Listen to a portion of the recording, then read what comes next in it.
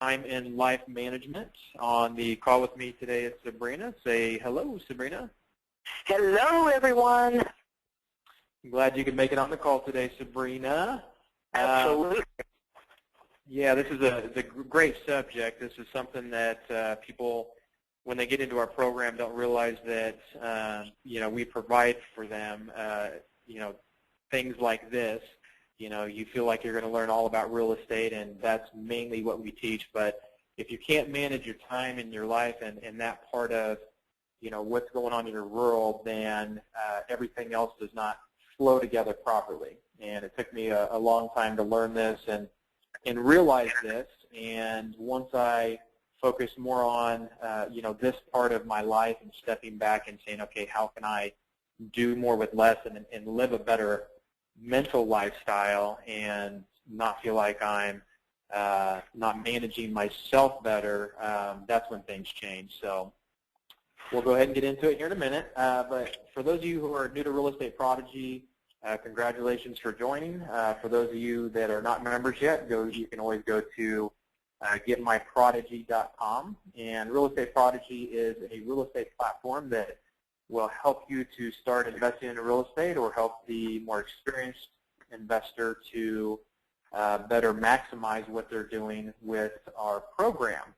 And, like I said, we have things like this that we teach you other than real estate that are great for you to implement and create a better life for yourself. So my promise to you today is once we go through this, you're going to have a much better understanding on why you are running around with your head cut off and how you can do just a few things differently to not feel like you are working so hard and being so tired at the end of the day and so tired when you wake up. I promise you, if you implement these systems and do what we talk about today, you will have a huge impact on your life.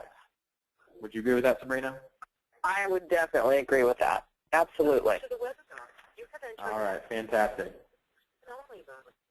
Okay, so let's get into it here. So what you're going to learn today, we're going to talk about the perfect day. We're going to talk about how to start your day off right. We're going to talk about planning your day, how and what to say no to. That's a big one for everybody who's a yes person. How to delegate appropriately to get more done, your ultimate foundation, which is a very key part to this that you need to make sure that you stay on the call for, and sleep your way to the top. That's interesting. You need to stay tuned for that one. All right, so let's jump through this. We know everybody's lives are busy, so we're going to try and get through this as quickly as we can without leaving anything off. Okay, so there's two things when you start your day off right, and that's at home and that's at work. So the things that you need to start off in the beginning, you got to remember that when you start your day off, these are the things that really set the tone for the day. So when you wake up, and I'm sure this has happened to you, Sabrina, just like it has everyone else, when you wake up and you trip and you stub your toe, or you you spill your coffee on yourself. What happens, right? You kind of set the tone for the day in your mind, right? Exactly. And you get frustrated, and things happen. So what I want to teach you is how to get your day set up right to kind of put that fuel in your car so that you can get to that point faster throughout your day. So one of the things that I've researched lately or read on is being grateful. And what I try and do every morning, I'm not perfect at these things by any means, but try and wake up grateful. They say that if you practice gratitude in the morning, they did a study on it, and those people that practice gratitude in the morning were actually 50% happier, I think was the statistic, 50% happier than those that were not grateful. And it was just that one thing. It's just waking up, being grateful that you're alive today, that you have the opportunities that you do, and just really stepping back and appreciating what you have. So when I wake up, I like to wake up. I like to, list a few things that I'm grateful for the day and take a few deep breaths, and that right there, getting out of bed, will help get you started. Absolutely. And Tony, I think it's so important, especially when you're young and you're moving and things are happening. I think it's so important to understand this doesn't take a lot of time. It's not something you have to get up like an hour early or what, because I hear a lot of people say, I just don't have time for that in the morning.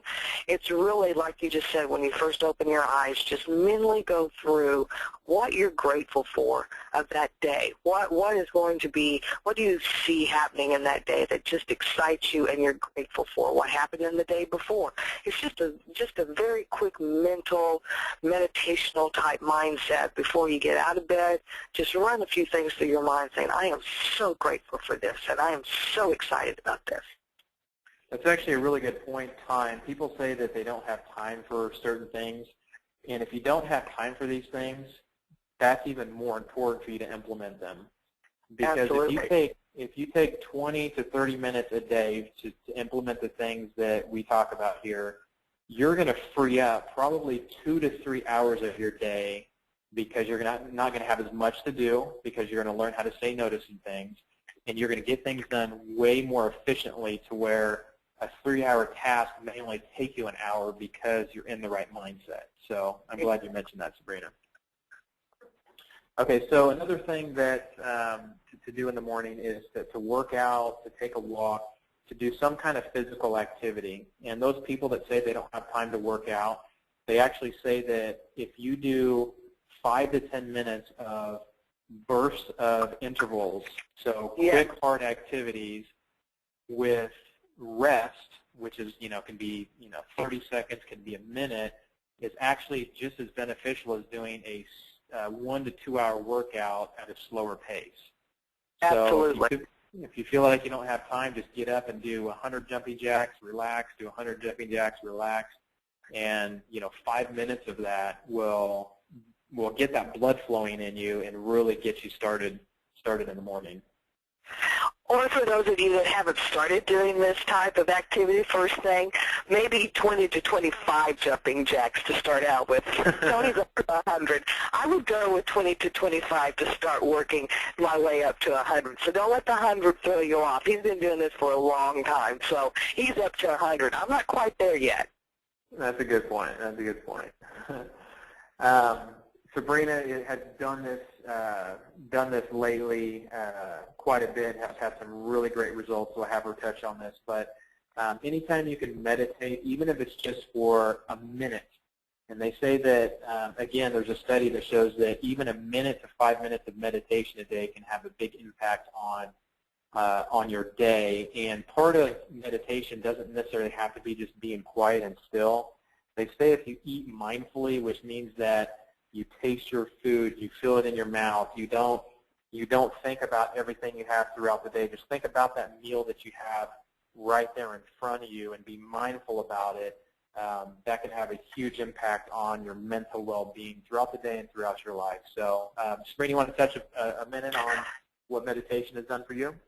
Absolutely, and I'll try to keep it to a minute, because actually this has been probably the greatest life changer that I have experienced, and mainly due to the fact that my husband is a big meditator and has always been, and Tony's gotten into it. And so what I'd like to say is, when you first hear the word meditation, you think, oh my God, this is, tree lovers, blah, blah, blah, blah. It's really not. What it is, it's getting in touch with the real you. That's what it's been for me, to get in touch with who I really, really am. And it doesn't take a lot of time. Just like you said, Tony, eating is a social activity that we humans have done since the beginning of time. But if you sit quietly while you're eating maybe your breakfast and you only have 10 minutes to do that, use that 10 minutes to do, like Tony said, just to sit and take that bite, think about that bite, have a grateful mindset, and just be calm and still. Breathe. Take some time just to just to deprogram yourself from what happened the day before, the night before. Maybe the kids got in a fight, the night was turbulent. Just take that time to let that all go, and not even really have a point of what you're trying to do, because your mind, it takes a while to get it cleared out. I know it does mine. I try to focus on one thought, and then 20 other thoughts come through, and I went, oh, no, get out of there. I'm back over here. So it takes time. It takes practice. But I guarantee you, if you even take 5 to 10 minutes to do this, I've gotten to the point I don't do anything else. I have told people, no, I cannot do it because it's going to interrupt. I kind of have my routine, and I like my routine. My routine works for me, and this is a big part of that routine. It is probably the biggest life changer in my life I've ever implemented, and now I cannot live without. It's just that very first few moments of total quiet, total centeredness, and getting in touch with the true me. And it's life-changing. It truly is life-changing. Tony, you know how I used to be. I'd hit that office door, listen, we've got to do this, blah, blah, blah. And how many times did you say, hey, take a breath, chill? I'd come. Would I not come in like a freight train? Let's go. We got to get this done. We've got this problem. Blah, blah, blah. Now it's just take a breath, get centered, be still, and be quiet for a moment, and then you just get up you just get up slower. You don't stump your toe first thing getting out of the bed, because you've taken these few moments to get in touch with yourself and to just release all the anxiety that maybe you've built up, and just breathe and let it go. It is absolutely phenomenal, and I don't let anything interfere with this time for me at this point in my life. I just don't. I say no, can't do it now. Got to do this. Thank you, Sabrina, for interjecting and putting your spin on. In fact, we could talk about this for probably hours.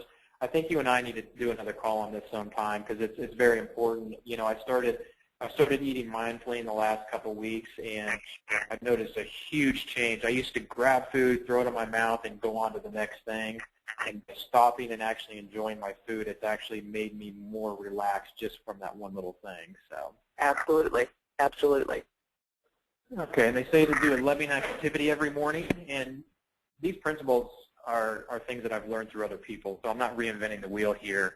But one of the things that people teach is, in the morning, if you're single, hug your dog and give your dog a kiss in the morning. If you don't have a pet and you're single, then send someone a text message that says, hey, I'm thinking about you.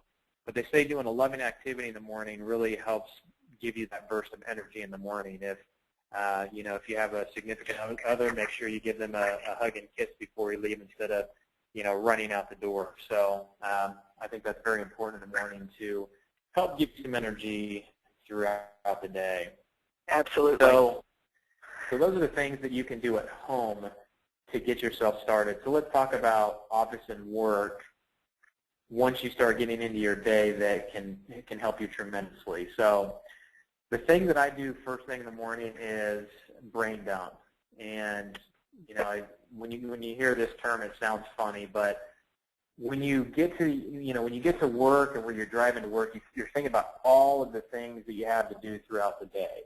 And the number one biggest mistake you can make in your day in the morning is just jumping into those activities.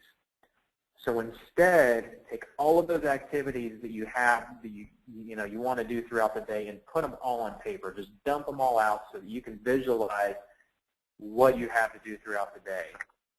And what you'll do is you'll prioritize those things. And there's a book by Gary Keller called The One Thing. And The One Thing. Have you read that, Sabrina? Oh, Lord, yes. And I've given several copies to people. Absolutely. Unbelievable. And basically the premise of it is, if you have one thing to do in the day that will have a profound impact on that day, do that first and do it right, and don't do anything else except for that. If there's one thing that you can do to make your week better, make sure you get that one thing done. If in your business, in fact, last year in our business we said, what is our one thing that if we did nothing else but one thing, what would it be? And it's the amount of houses that we bought. If we could buy a certain amount of houses, everything else falls into place because we already have systems in place to fix all those houses up, but our biggest concern was finding enough houses. So we made finding houses our one thing for the year. So in the morning, find your one thing. Is it creating a blog post? Is it getting a squeeze page done? Is it, in fact, this morning, my one thing was financials. If there was one thing I could get done this morning, it was financials. I got that one thing knocked out within an hour, and all of a sudden my mind just has that burst of energy because I've knocked that big thing off my list so that everything else is smaller in comparison. You know, Tony, I think that probably, besides what we've already talked about, I really think that probably this is the major turning point for a lot of people because we are programmed to multitask. And that is exactly what Gary Keller talks about in this book, is that we're programmed that if we're not doing 10 things at once, we're not productive. We're not trying to become successful. And in this book, he completely annihilates that thought process because that's where everything starts spiraling out of control, is because we are trying to handle and manage too many things at one time and not doing any of them very well. 100%. 100%. So feeding off of that, take the things that you put on your brain dump and time block times throughout the day or the week to do those things. So, and that's another profound thing is I used to make to-do lists, and I felt like I had to get everything done in one day. Mm-hmm. But what I found is if you prioritize and say, okay, here's the one thing that I have to do today, and then here's number 2, here's number 3, here's number 4, knowing that if you got number 1 done, you were happy, and if you got 2, 3, and 4 done, it was even better. And then take the things that are like 5 through 10 that aren't as important, or maybe they are important, they're just not, what's the word I'm looking for? Urgent. They're not urgent. They're important, but they're not urgent. Time block those throughout the week. In fact, I time block my day, my week, so that the things that I do every single week, I do the same time and the same day every week. So financials, every Thursday morning, I'll do financials. I'll take an hour throughout my an hour that morning to run my profit and loss, to run my balance sheets for my companies, to look through it, see if there's any discrepancies. And if something comes up throughout the week that has to do with financials, I just archive it in my email inbox, and then I know that when I do financials Thursday morning, I go into my inbox, and then I take care of those issues. Because if I stop what I'm doing now on Monday and jump into QuickBooks for one thing, then that's an extra 5 to 10 minutes of getting in there and finding what I need, and then I close it out. Whereas if I'm already into QuickBooks on Thursday and I know there's an issue that comes up Monday, I just put it on my list for Thursday, and I can just knock all those things out at once. So don't think you have to get your brain done all in one day. And throughout your day, there's going to be so many things that are thrown at you, especially if you're a business person. And what I used to do, and I still catch myself sometimes, is, when someone calls me and says, hey, can you do this? And I already have my day planned. I tell them either no, or I'll say yes, and I'll delegate it to one of my staff members, or I will say, yeah, I'll do it, but it's going to be Thursday of next week, or it's going to be Monday of next week. And 9 times out of 10, when you say that, they're going to say, you know what, it sounds like you're too busy, I'll just take care of it, or I'll find someone else. So that's actually a softer way of saying no to someone. If you have a problem saying no, then you can at least give them a time frame that is more comfortable for you, so you don't have to stop doing your one thing. You don't have to stop doing your things that you prioritize to get done throughout your day. Okay, so I just talked about time blocking and scheduling, so let's get a little bit more into that. I mentioned if there's things that I do on a weekly and a monthly basis, I just put those in my electronic calendar to remind myself every, Thursday to do financials, every Wednesday to do marketing, every Wednesday at 6 o'clock to work out, or whatever things that you do throughout the week that you want to schedule. Because you know what they say, Sabrina, about the things you put in your calendar? Yes. If you don't put them in there, they don't exist. They don't exist. You're breaking up just a little bit, so I didn't hear it, but yes, absolutely. If it's not on your calendar, it's not happening. Exactly. In fact, and I talk about studies all the time because I listen to all these things, but they say that if you put it in your calendar, you're like 70% more likely to get a task done compared to, it might even be higher than that, compared to those that just say, I'm going to get it done this week. So if you put a time and a date on it, you're at least 70% more likely to get that done. And it's wonderful because these smartphones and iPhones, these calendars, they ding and remind you like an hour before. So if you've got it scheduled on the right time and the right date, you're not going to miss it because it reminds you, hey, you've got this coming up in 1 hour. Yep, exactly. So anything you can take off your brain that you don't have to think of yourself, put it on your calendar. Chunking tasks together. So I just talked about financials. If something comes up throughout the week that isn't urgent, and someone says, "Hey, do you have the answer to this?" And I know it's something I'm doing Thursday, then I'll say I'll get back to you on Thursday. I'll put it in my archive box for my financials, and then when I do my financials, I just knock all of those financial tasks out at one time. In fact, on your in your documents and forms library, there's an independent contractor agreement. And under the independent contractor agreement, we write hundreds of checks a week to all of our contractors, to for all of our bills. And I have set Tuesdays is when we do that. Tuesdays, my office, my bookkeeping writes all of the checks for the contractors, and they know that they get paid on Tuesdays. So rather than jumping on Friday and writing a check for someone when they're done, and then Monday writing another check, and then Wednesday writing a few more checks, we just write all of the checks on Tuesday and get them all done at one time. So instead of spending 3 or 4 hours throughout the week writing checks, by chunking those tasks together, my bookkeeper can go in there in 1 hour and knock all of those checks out at once. So think about the marketing that you do. Think about the the squeeze pages that you do. Think about going out and looking at properties. This was a huge one for me. When I did project management, I would just jump when a contractor wanted me to look at something. And now I say, okay, Tuesday, when I did project management, so Tuesday afternoon and Thursday afternoons are when I do my property visits. So if you have a question, here's when I'm coming out. If you can take a picture and send it to me and I can answer it, then fine. But instead of jumping up and going out and look at that property, I can map out 5 to 10 properties that I need to look at that afternoon and figure out which ones are close to each other and which ones I can visit at the same time. And I guarantee you that'll save you hours and hours and hours a week if you're doing project management, as an example. Sabrina, you were going to say something? Yes. Do you remember when you started implementing this?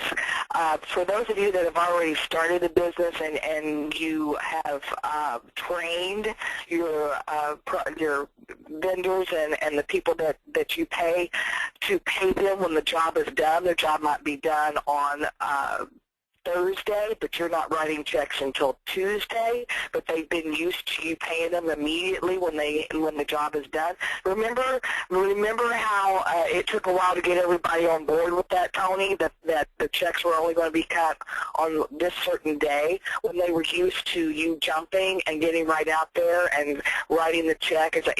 You train people. So if you started a business and you're going to start implementing this, give it a week or so and inform everyone. Because this is a big change. This will be a big change for them because you're not as accessible at any given moment, and they can't get paid immediately when the job is done because you've got to retrain them of how you're going to set your business up so that you are more productive. It took a while. Remember, Tony, we had some revolts on that. Some people were not liking the fact that we were changing that system, but it was a very big part of the system that needed to be changed. Oh, and it's so much smoother now that we have that in place because, one, we can do all of our inspections on Friday. So we tell our contractors, get your invoice in by Thursday to request an inspection by Friday, and we'll go through and inspect the things you did. And if they're not done, we're not paying you on Tuesday. Now, if it's a big job, if there's a big job and it's not done, we may pay them a portion of it. But then they know that they need to get that done by Friday in order to get paid on Tuesday, or else they're going to have to wait a following Tuesday. So it'll save you a lot. It'll save you a lot of time and save you a lot of headache by chunking those types of tasks together. Exactly. And now everyone just knows that's how the business is ran. Yep. And so there's I can't remember his name. Ken Blanchard, I think is his name, and he has a lot of books out about productivity. And he says that in his study, he's found that 90-minute intervals are the optimal time to work on a certain task. So, rather than working 5 minutes on a task and then getting interrupted and then having to go back to that task and working 15 minutes or an hour on that task, if you can do 90 consistent minutes, because what happens is if you get interrupted during a task, your brain shuts off what it was doing, has to start doing whatever else that it wants, you want it to do, whether that's answering a phone call, a text message, whatever it is. And then you have to go back into the task you had already started. You have to refresh your mind where you were in that task. You have to figure out your thought process in that task. And that task will take you 2, 3, 4 times as long than as if you just concentrated and got it finished. So, I'll use the financials example again. It takes me anywhere between 30 minutes to an hour and a half to do financials, just depending on how, deep I need to get into them and, the things that I need to do. But if I got interrupted, that 30, let's say it took me 30 minutes to get it done in one shot. If I had been interrupted, then that could easily take me an hour, hour and a half to get those things done. So if there's anything that you can work on a project, try and do it in 90-minute intervals, the big projects, and don't do any more, because if you do any more than that, then your mind starts not being as creative and your mind starts getting fried, and then you need to take a break. So, the term interval came in with working out. You do an interval here, you do it hard, you do it intense, you rest. You go to another interval, you go on to the next station, you do the intervals for whatever this is, you rest. So it's the same thing with, things that you do throughout your day. Do them hard, do them for 90 minutes. And some things may not take 90 minutes. They may only take 30 minutes. But anything you can do, try and get as far into that one thing as you can. And if it doesn't take 90 minutes, that's fine. Stop when you're done. But if it's, a project that's going to take you 3 full days, try and only work on it in 90-minute chunks. Great advice. And then ignore your phone for periods of time. In fact, I've had, throughout this webinar, I've had I can hear I should have put in another room, but I've heard my phone go off I don't know how many times. And, if I answer that every time, it would probably take me an hour, hour and a half to get through this slideshow. And the same thing with anything I do throughout the day. If I answer every phone call that I have that comes in, every text message, again, I've got to break my mind away from what I'm doing, and it makes me way less efficient. People think that if they have bings for their emails and pop-ups on their computer that, they're going to be able to answer things quickly and get them done faster. Well, that's pleasing other people. That's not getting done the important things that you need to get done and you need to concentrate on. Tony, that I love this part of it, this one thing right here, because your phone in the early days, it didn't matter. I mean, you were working up till midnight, 1, 2 o'clock. I would get emails from you at 1:30, 2 o'clock in the morning, anytime the phone rang, so on and so forth. How wonderfully did your life change once you embraced this and you put that phone down and you didn't check emails every 5 minutes? What type of a change for you was that? Oh, it was like an unleashed dog.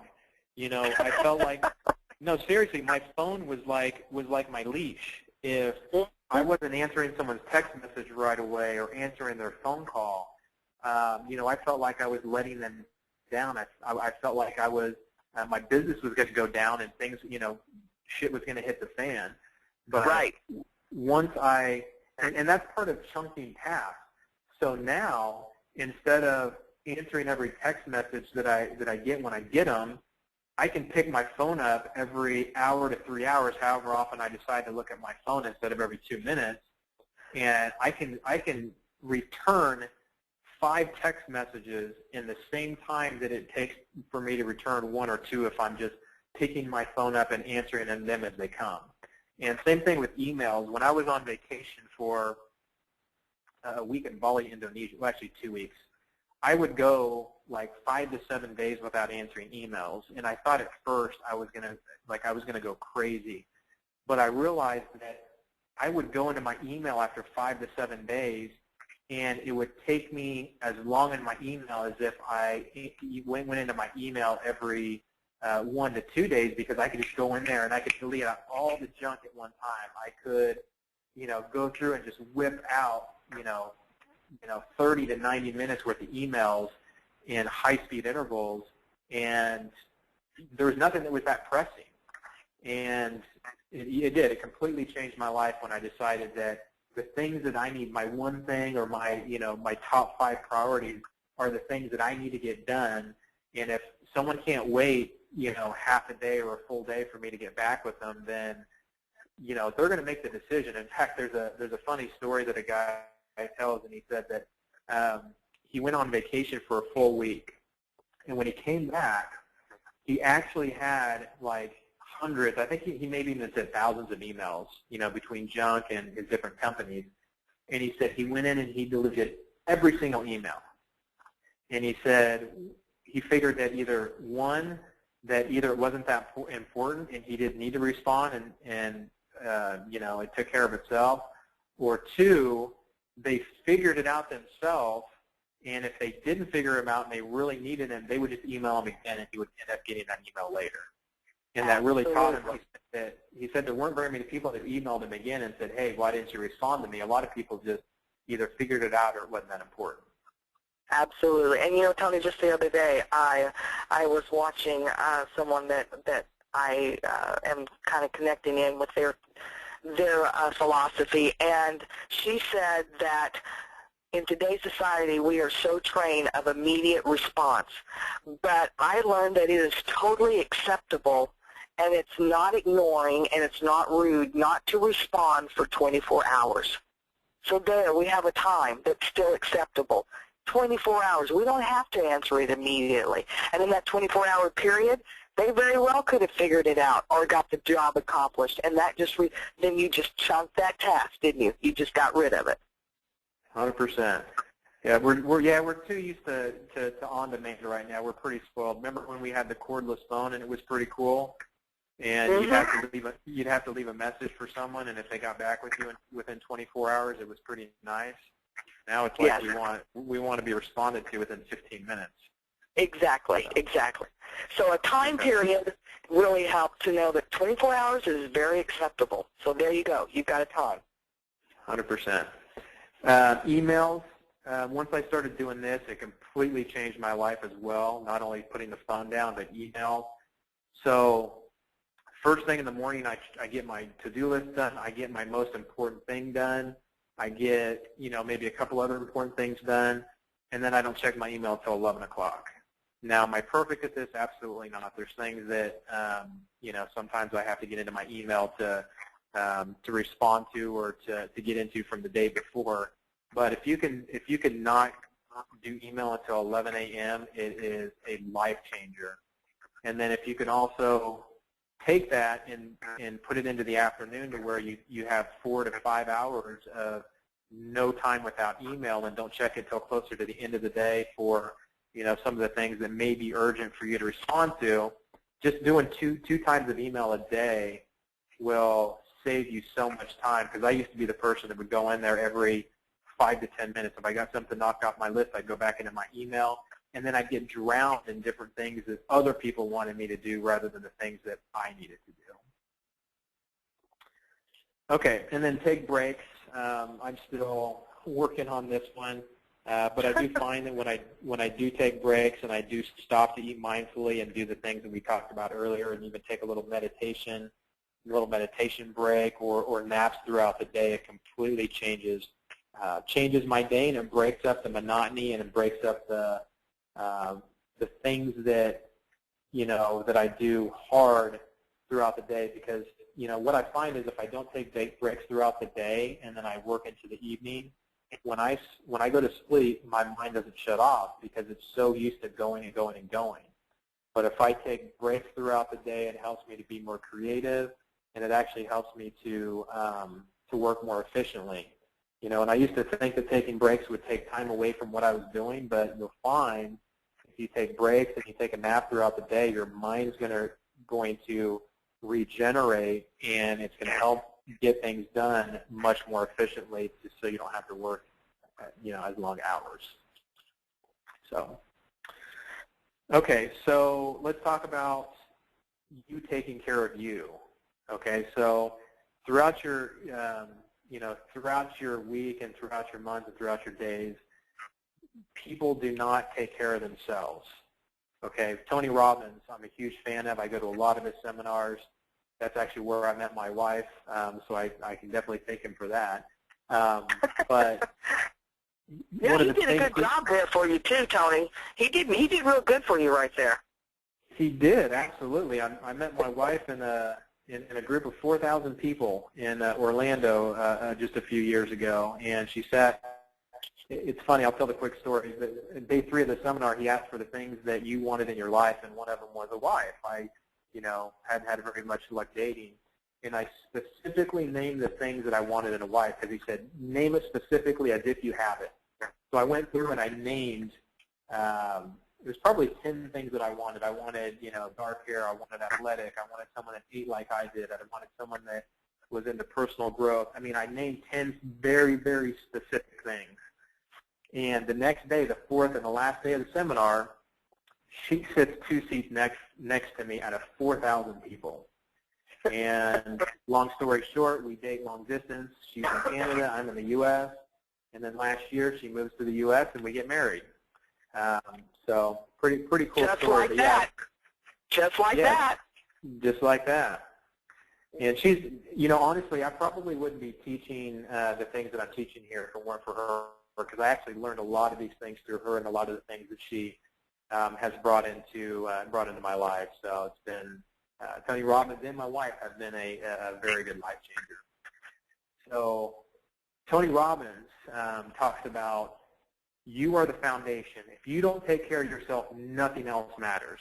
He tells a story of guys that make billions of dollars, but they don't take care of themselves and they're miserable. So I'm going to share with you some of the things that I've really implemented in my life, and I'd love for you to add on to this, Sabrina, some of the things that I've done to build the foundation for myself.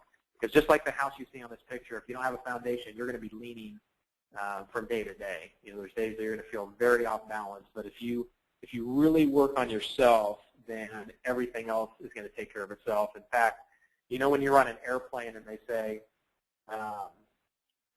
when the oxygen masks come down, don't help someone else first, put your own mask on first. And it's because if you don't put your mask on first and you try and help someone else, by the time you start helping someone else, you may faint or die before you actually get their mask on. Whereas if you put your mask on and take care of yourself, you're going to have the oxygen, you're going to have the strength and energy to be able to help that other person put on their mask. So let's dive into this part here. So I talked earlier about sleep your way to the top.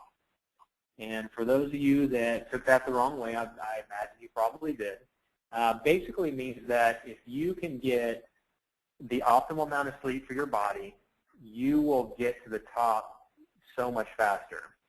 And everybody's different. So for me, I used to need 9 to 10 hours of sleep every night. When I was playing football, when I was very, very, very, very active in high school and even in college, I needed 9 to 10 hours of sleep. If I didn't have 9 to 10 hours of sleep, I could feel it.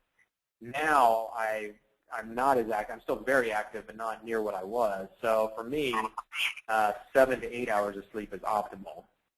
And it's different for everybody. There's people that say I only need 6 hours of sleep.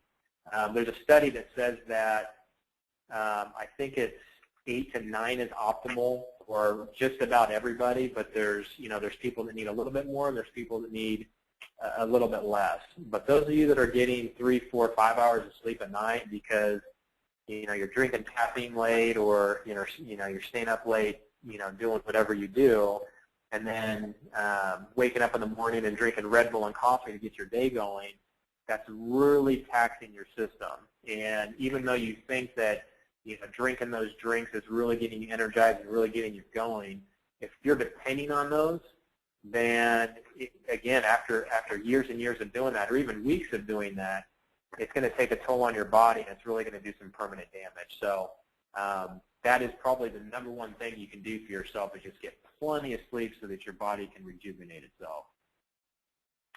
So just think back when your mother would say, "Be quiet and go to sleep." She's really doing something very, very good for you. So everybody just go to sleep. Chill out. Go to sleep. Yep. Sleep your way to the top. That's right. Exercise. We talked earlier about, even if it's just a few minutes a day, take a long walk, do a few hundred jumping jacks, or 25, like Sabrina said. Just do something. It's just those little changes you do every day that make a big difference. In fact, there's a book called The Slight Edge. I can't remember the author's name right now, but he talks about, if you take the things that you need to do throughout your business and throughout your life, and you just do small things. You don't have to work out 2 hours a day to get benefit. But if you just start with a long walk every day, doing that every single day consistently is going to bring you big results. It doesn't have to be, doing CrossFit 3 times a week for you to get big benefits. Eat breakfast, plan your meals. A good breakfast in the morning gets your metabolism going, and planning your meals throughout the day helps you to eat better. So if you don't plan your meals, then you're probably just going to stop at McDonald's or Burger King or something like that and eat something that you probably shouldn't. Whereas if you say, Chantel, my wife, she's great at this. She actually packed my meals this morning and put some good healthy things in it. So now I know what I'm going to eat throughout the day, rather than just jumping to a fast food restaurant and eating something that I shouldn't. And, my wife and I are big on what we put in our bodies. So anything that you can eat organic. The 2 things that we were taught, that were part of the food group when we were younger, is dairy and wheat. But what we've come to find is dairy and wheat are very bad for your body. They're hard to digest. Wheat has gluten in it, which a lot of people have intolerances to. In fact, if I eat wheat and dairy, I can tell the difference. I can guarantee you, if you tracked it, I would probably be 50% less efficient the days and the day after I eat wheat and dairy, because it affects my system that much. So for those of you that are tired, or you have eczema, in fact, when I stopped eating wheat and dairy about 8 years ago, the little bit of eczema that I had on my skin completely went away. And I don't have as much brain fog. I have more energy. So just taking those things away. And if you feel like you have to do wheat and dairy, do organic, or just cut it down to where you're not doing as much. And then eat more live foods and juices, because those are the things that are still live and energize your body to keep you going throughout the day, rather than having to drink Red Bull and having to drink coffee all day to keep yourself going. And then things that I'm working on, again, that my wife has helped me with tremendously, is take time off to have fun and play. This business, you can make millions of dollars, you can do all these things, but if you don't take time off and have vacations and take time with your family and go out there and have fun and enjoy the things that you work hard for, then none of it's worth it. So, anything you have to add to this, Sabrina?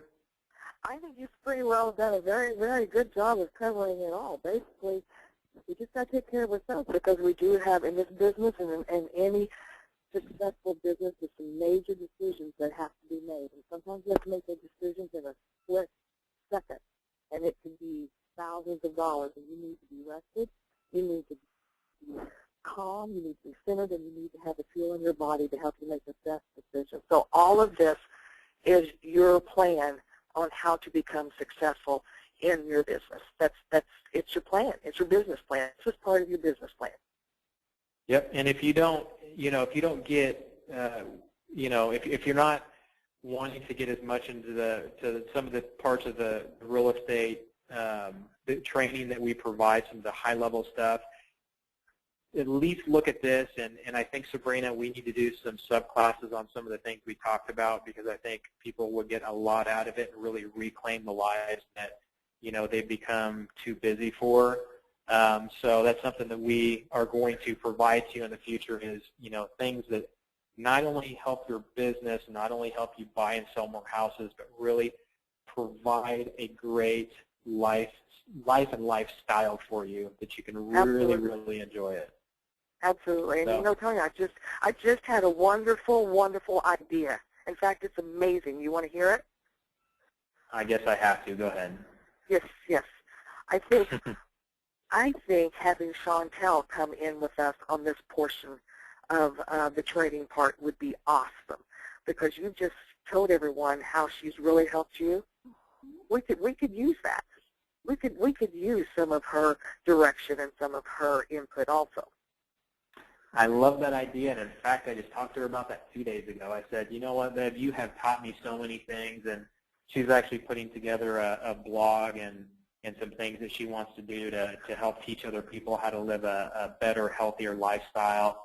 And so, yeah, I definitely want to bring her in on some of the calls if she's up for it. But for what she's doing and what she's planning to do, I think that our listeners will get a lot out of what she teaches for sure. So you can just tell her that we've already plugged her in. We already put a good plug in for her. So, there you go. Yep, there you go. Absolutely. I love it. All right, so let's summarize. The perfect day, remember, the perfect day in the morning for yourself is eating, exercising, practicing gratitude, and a loving activity in the morning. And then with your day at work and business is time blocking, planning, and just to touch on planning again real quick, Brian Tracy, actually listened to an audiobook of him this morning, and he said for every minute that you plan will save you 10 minutes in execution. I thought that was huge when I heard that.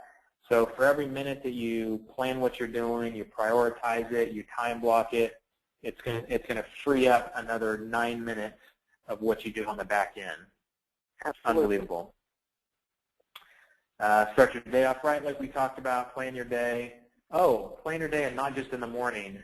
So there's also planning your day in the evening. So what I do at the end of each day, or at least I try to do, I don't do it every day, but the days that I do it, I feel so much better, is I'll stop at the end of the day, 5, 6, 7 o'clock, whenever I stop my day. I'll look through everything that I did throughout the day. I'll say, what could I have done better? And then I'll take all of the things on my list. I will tear off the sheet of my to-do list, and I will start a brand new to-do list for the next day.